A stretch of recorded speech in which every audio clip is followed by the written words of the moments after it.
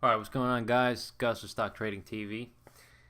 So I wanted to recap the trade here on NIO, NIO.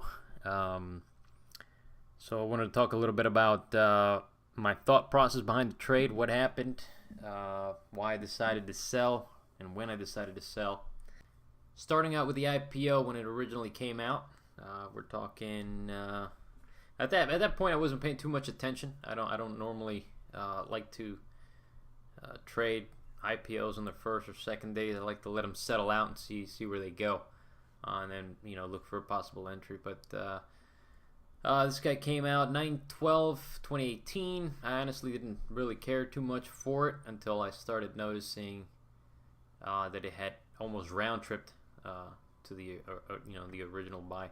So at that point, I decided to start watching it roughly right around here. I put it on a watch list, and I started looking for signs of a bottom. Where is the stock going to bottom? So my first thought was 7. As you can see, it had a little bit of resistance here, 7. Then it broke through that 7 level. But as you can see, and let me zoom in here on the 15-minute. That $7 area did not do much of anything. You can see it broke down, ripped up, but immediately just faded off. So I continued to watch it. I was looking for 6, see how it would react at the next whole number. Obviously, we're looking at this in hindsight, but at the time, this is my thought process. As you can see here, and if we go back, I decided to start a small position, 200 shares, just to start. Just to get an idea. Here's one thing. It's a whole different story once you look at a trade when you don't have the money on the line, and then when you do have the money on the line. It's a completely different view. At least for me it is. So I like to take a feeler trade. I need to get my foot in the door and see how it feels. Get a feel for how it trades. And so as it hit 6, I decided to test it a little bit. I added, I believe, just 100 shares here just so I could get an average, bring down my average.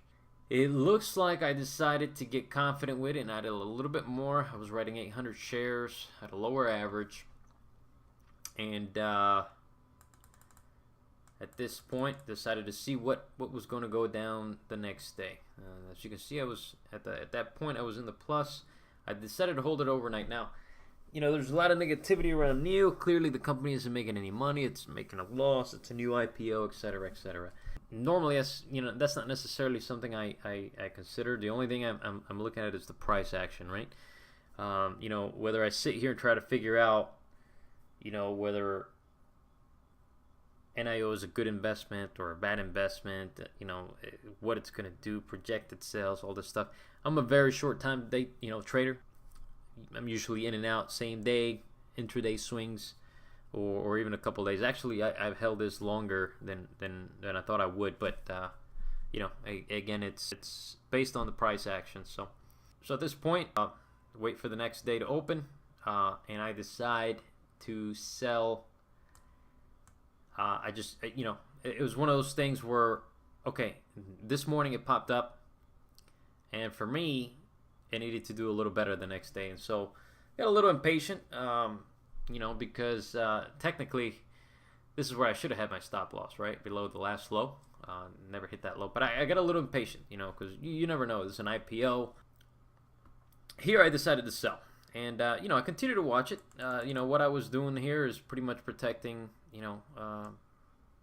myself against any further downside. But again, I could have played this a lot better. I could have just given it some room, but that's all hindsight.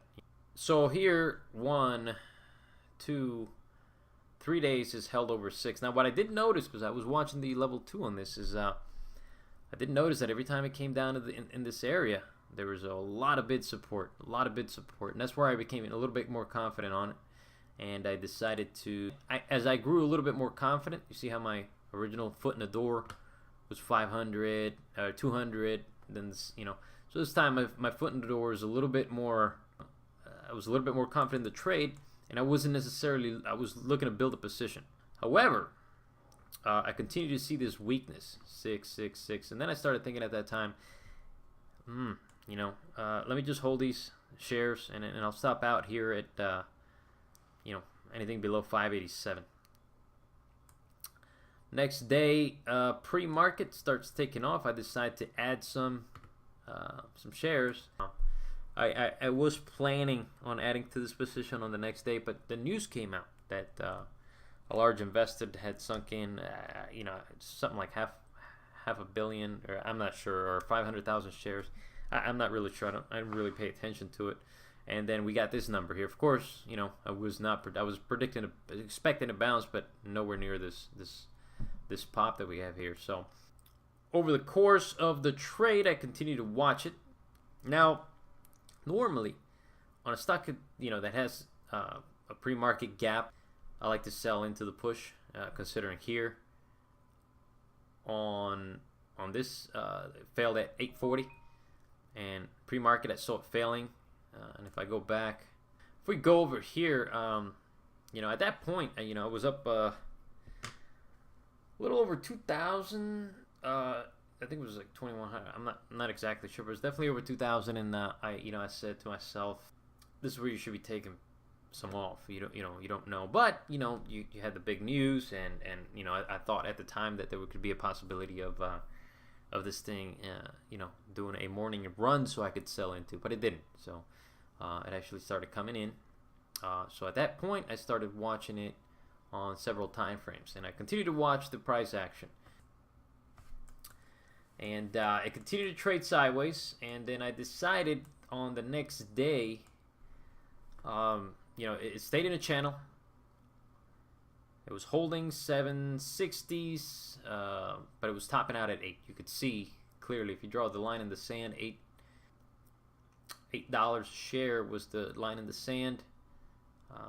This was the magic number to trade above. So at this time, I held the trade. I said, it ran up, it held the entire day. I had already pretty good padding per se on this trade, so I wasn't too worried about it. I was willing to give up a little more just to see how far I'd go. When there's a big investor, usually the crowd follows, and there was so much negativity on the stock. There was a high short interest as well, so I knew there was a lot of shorts trapped, and so that was my reason for waiting. So the next day I decided, okay, this held pretty well. It came down. Let me add some more shares to this trade.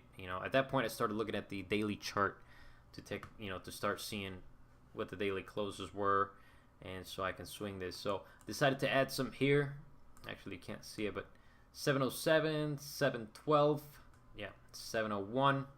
So I started buying the dips on this, and we had a late day run, and then the next day we had a gap up. I believe, if I'm not mistaken, this was another flat day. Not much of anything going on. This was the 12th.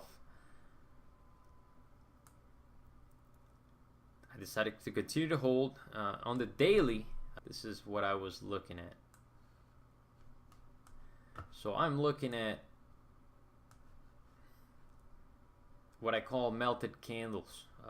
You have a fast pop, and you have some consolidation sideways. Okay, so I decided to hold another day. So I hold another day. In the morning, there was, I believe there was some PR released regarding the numbers. I believe they exceeded car sales or something like that. To me, it doesn't really, the news, I don't give too much attention to the news. I give very, very little weight to the news. I like to see how the market reacts to the news. What's price going to do based on those news? It doesn't matter what I think the news it's going to end up doing to the stock. It doesn't really. A lot of people put too much emphasis on the news. Oh, this news came out, and therefore the stock should do this. That's the wrong way to do. You're setting the wrong expectations. I saw the headline, figure, okay, numbers beat. Let's see what's going to happen here. At this point, I saw myself. I think I was up $2,800 here, and I knew that on the morning push, I should be selling. At the end of the day, the news was just some numbers regarding sales. That didn't change anything for the company as it stands. But I didn't, and it immediately came down 770. It was down quite a lot, and I decided to hold to see how it would close. Okay, so price held, but as you can see right here, here's the line in the sand, right? $8. Look at all the peaks above $8. $8, $8, $8. You could tell that there was a lot of supply over $8. You could also argue that there was a lot of people that bought on this day when the news was released, that bought in late. Clearly, there was a lot of shorts covering here, but a lot of people were trapped, especially these guys here. Immediately as they bought, this price got slammed. And so some of these people are going to be holding. Some of them, they're going to hold a bag, and they're going to be, as soon as they get a chance to break even, they're going to unload. And that, in essence, is what creates resistance. And in a way, you could argue that a lot of it has to do with that, right? You reach a point and it sells off. Well, there's more supply there than there is demand. The demand's not overpowering the supply. So this is what kept happening.